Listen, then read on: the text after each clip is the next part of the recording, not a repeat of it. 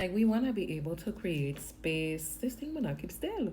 We want to be able to create spaces that we'd want to be in, right? You ever been in a predicament where you felt like this person completely missed what it was that you were saying? Or that you found yourself in a position where you've missed completely what the person was saying, and maybe the person is upset with you, or, you know, if it was the other way around, you're upset with the person. Let's talk about it. Depending on the conversation, you might be even preparing to defend yourself. You may have had a childhood where hearing to respond was the dynamic, right? And now you are continuing the same thing. You're hearing to respond versus hearing to listen. And so that's why we're having these conversations, because one thing is that's important as we are in our healing era is to realize where the origin of things come from, where the roots of things come from. But it's not too late, right? Once you're able to capture awareness, I believe this wholeheartedly, then we're able to do something about it that's different, that is healthier. Okay, so now we're gonna talk about the difference between hearing to listen and hearing to respond. Okay, when you are hearing to respond,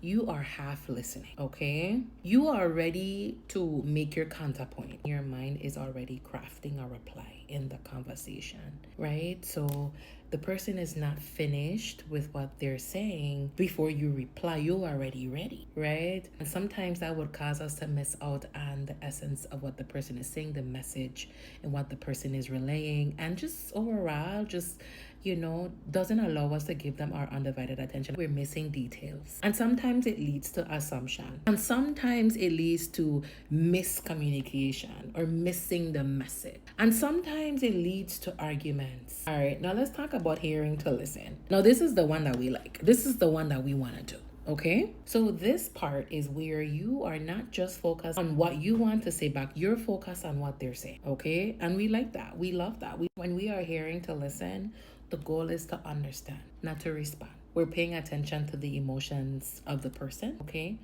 And we're also paying attention to the words that they're saying, all right, that they are saying. This is the part that I love. When you are hearing to listen, you're also processing what the person is saying. You're taking it all in, almost like it's drowning you, you know? Hearing to respond centers you.